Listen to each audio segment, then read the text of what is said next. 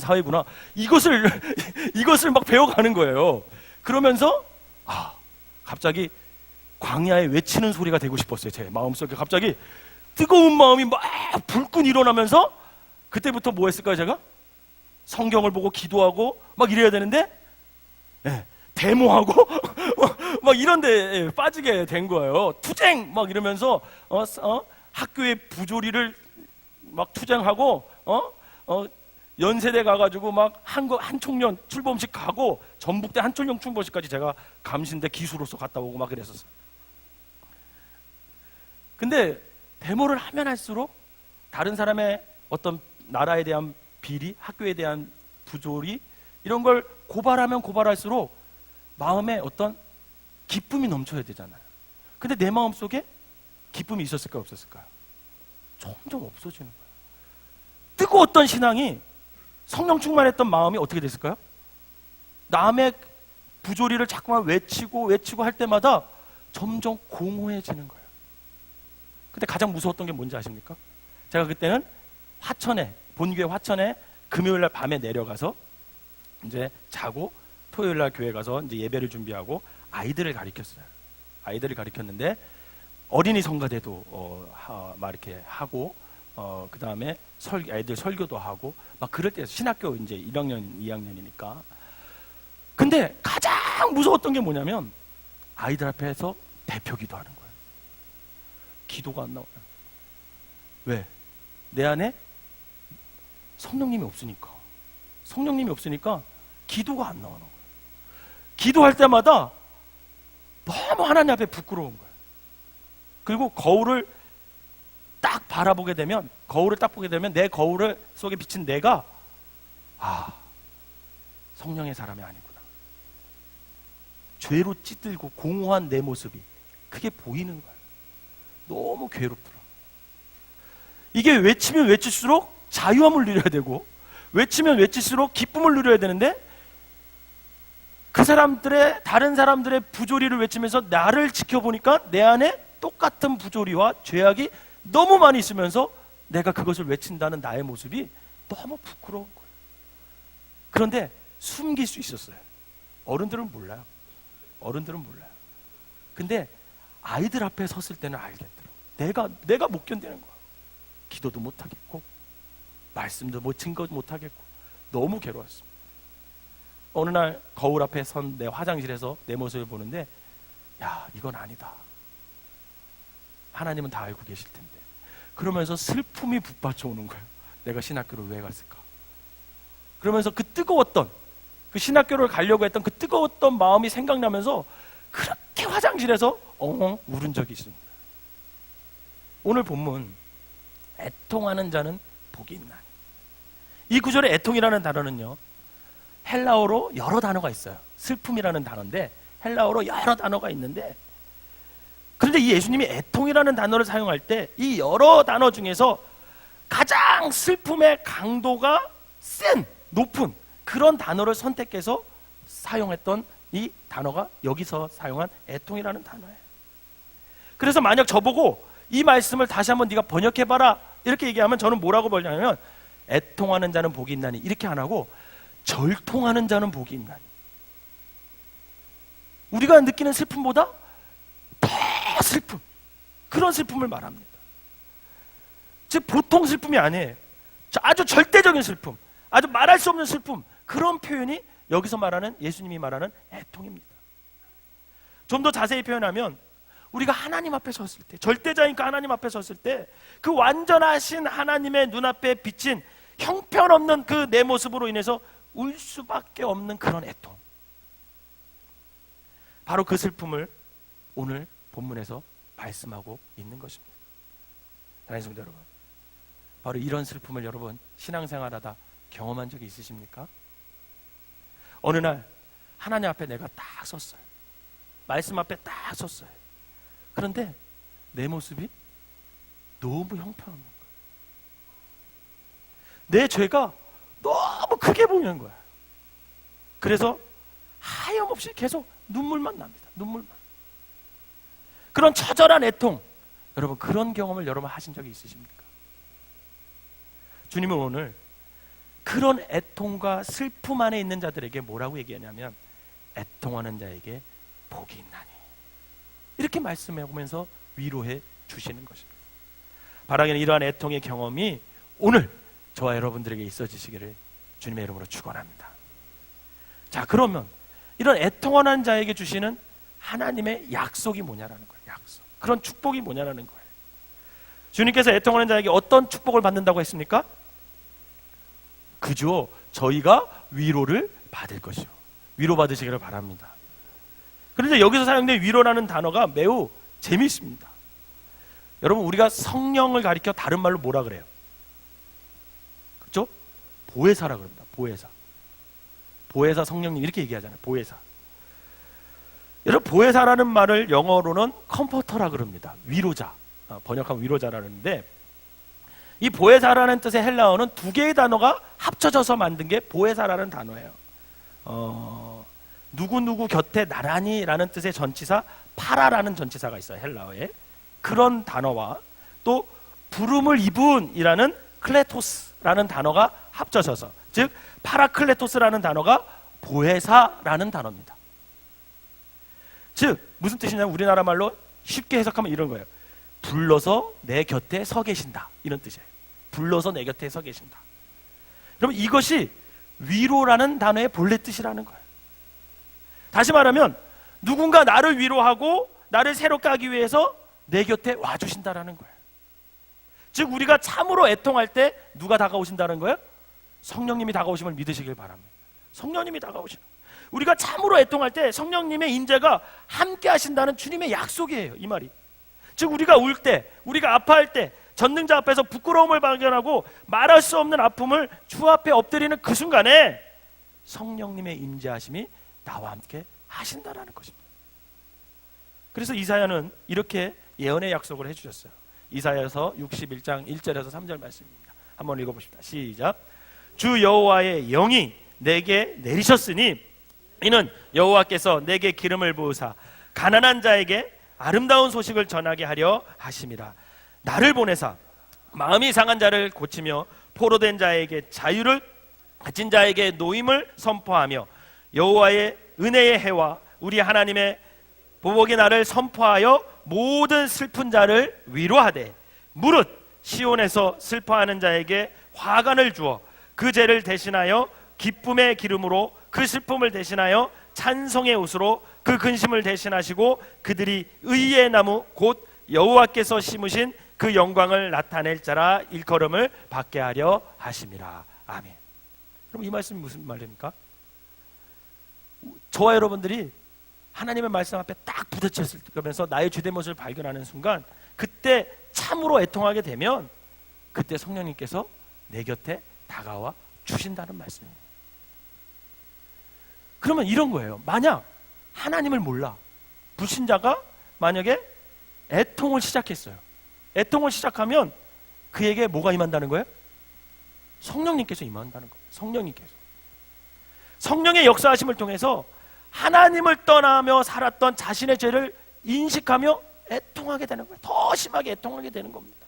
그리고 주님 없이 살았던 삶을 돌이키고 그 죄된 삶을 돌이키고 우리 죄를 담당하시기 위해 보배로운 피를 흘려주신 그 예수 그리스도를 나의 구주로 받아들이는 거예요. 그런 그에게 뭐가 임합니까? 구원이 임하게 되는 거잖아요.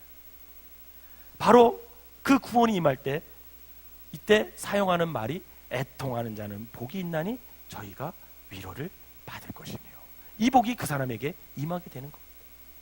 그렇다면 만약 믿는 자들이, 성도들이 애통하게 되면 어떻게 될까요? 성도들의 삶의 장에 성령님께서 임재해 주시겠죠. 성령님께서 아직도 주의 뜻대로 살지 못하는 내 모습을 낱낱이 보여주십니다. 여러분 성령 체험해 보셨어요? 성령님이 어느 순간 내 안에 확 들어오면 어떻게 돼요? 지난날의 나의 죄들이 어떻게 됩니까? 필름 돌아가듯 하나씩 보여주시잖아요. 하나님이 다 보여주십니다. 그러면서 나 자신의 죄를 인식하게 되면서 더욱더 슬픔에 빠지게 되죠. 애통하게 됩니다. 그리고 주님 없이, 그리고 그 부족함에 대한 애통할 때에 내 안에 깊은 회개가 일어나게 되는 거예요. 이 회개는 주님을 닮은 거룩한 모습으로 내 인격을 어떻게 합니까? 점점 성숙시켜 가게 되는 것입니다. 그것이 바로 애통하는 자는 복이 있나니 저희가 위로를 받을 것이며, 이 복을 받는 거예요. 저는 바울의 애통이 바로 그런 애통이라고 생각합니다. 여러분, 바울하면 어떤 생각 드세요? 죄 하나도 안 질 것 같잖아요.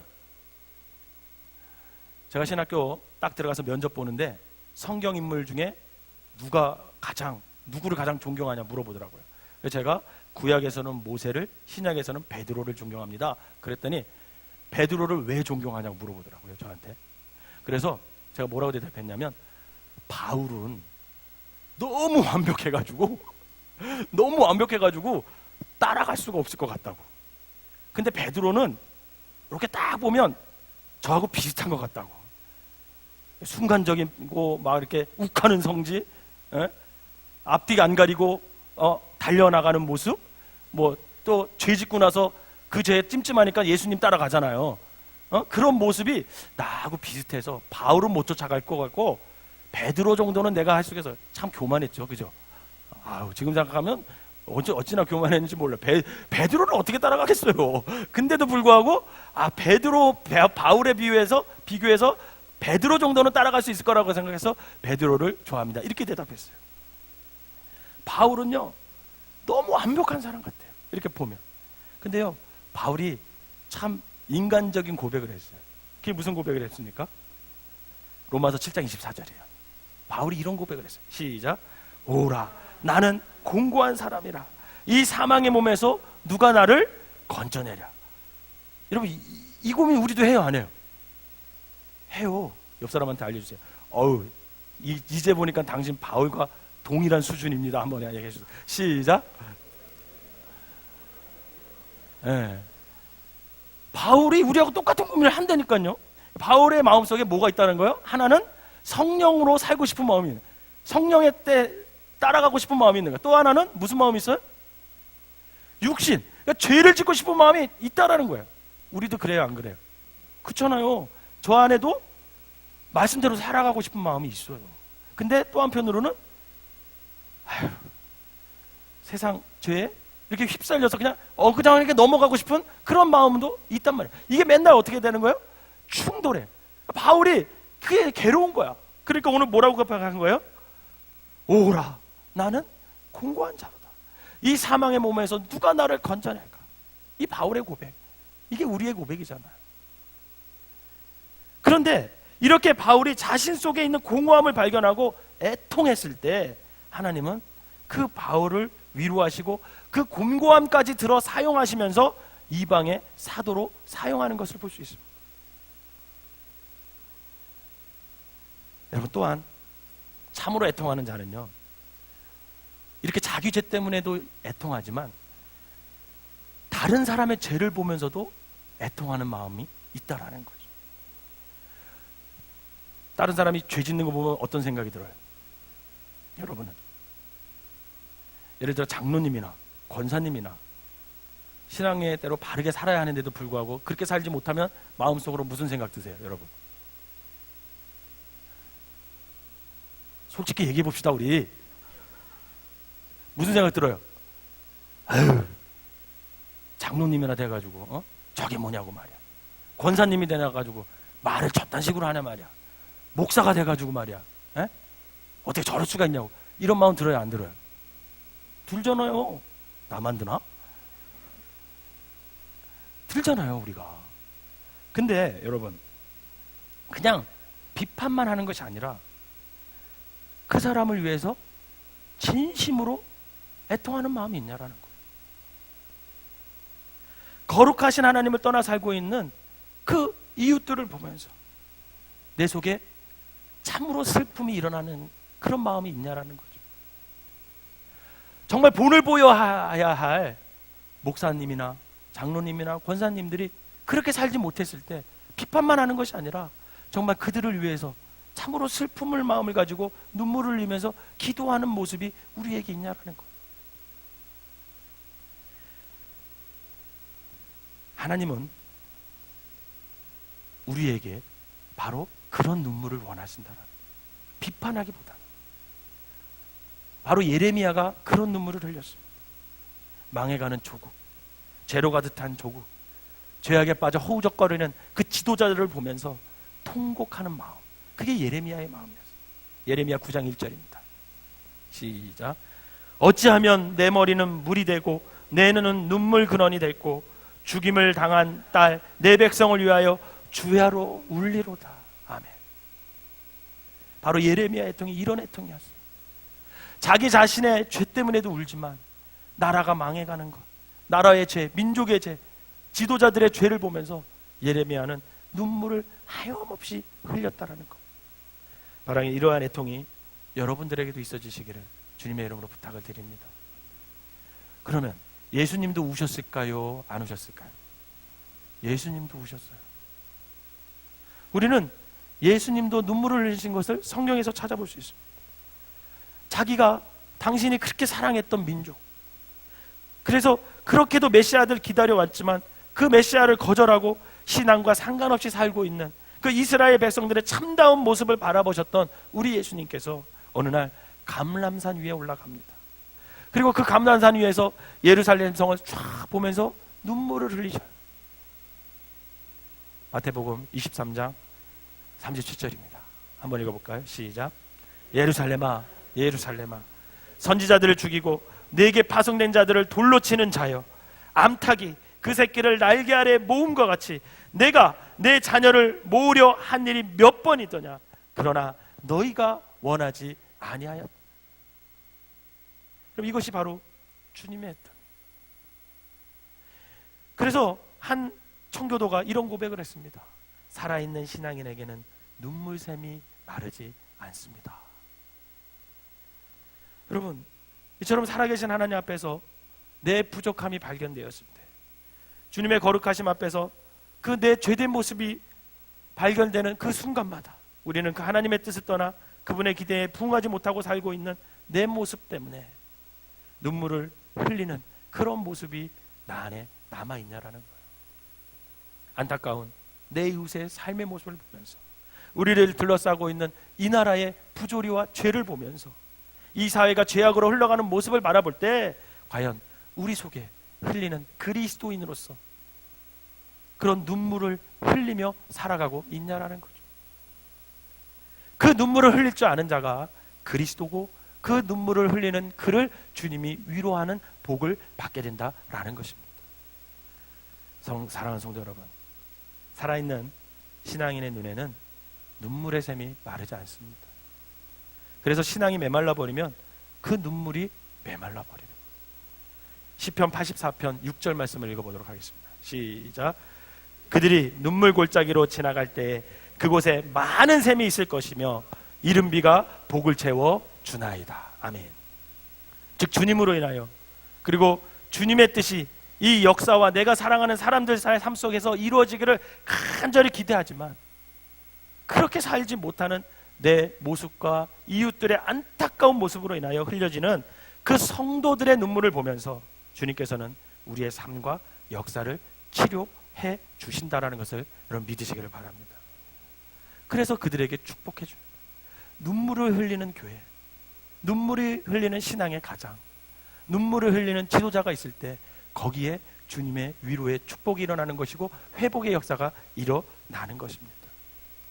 바라기는 자기 욕망에서의 애통이 아니라 이 주님께서 말씀하시는 성경적인 애통을 통해서 주님께서 주시는 참된 위로 가운데 머물며 살아가시기를 주님의 이름으로 축원합니다. 그러면 어떻게 애통하는 사람이 될 수 있을까? 그래서 다음에 제가 말씀을 전하도록 하겠습니다. 기도하겠습니다. 위로의 주님, 오늘 우리가 진정한 축복이 무엇인지 깨닫게 하시니 감사를 드립니다. 그동안 우리의 욕망이 채워지지 않아서 눈물을 흘린 적이 있었지만 또 주님 앞에 대면하여 또 나의 부족함과 죄를 발견하고 애통한 적은 그리 많지 않았음을 이 시간 고백합니다. 주님 앞에 성찰하며 눈물 흘리지 못하면서 참 가볍게 값싼 웃음을 소비하며 살아왔음을 이 시간 고백합니다. 주님, 우리의 눈물 없음을, 애통하지 못함을 용서하여 주시옵소서. 오늘 주님은 애통하는 자가 복이 있나니 저희가 위로를 받을 것이라고 축복해 주셨사오니 아버지 하나님, 이 복을 우리에게 허락하여 주시니 감사를 드립니다. 우리 모두가 내 죄의 깊은 대면과 하나님을 닮고자 하는 거룩한 열망을 통해서 애통하는 삶을 살게 하여 주시옵소서. 그리하여 주님의 참된 위로의 복을 누리게 하시고 그 위로를 통해 더욱 성숙한 모습으로 변화되어 하나님께 쓰임받는 우리 모든 성도들이 되게 하여 주시옵소서. 이 시간에 아버지 하나님, 귀한 찬양으로 영광 돌리려고 합니다. 우리 67남선교회를 하나님께서 축복하여 주셔서 저들이 아버지 하나님 자신의 죄로 인해서 애통하게 하시고 그 애통함으로 인해서 아버지 하나님의 위로를 받고 하나님을 온전히 찬양하며 세상에 나가서도 참된 그리스도인으로 살아가게 하여 주시옵소서.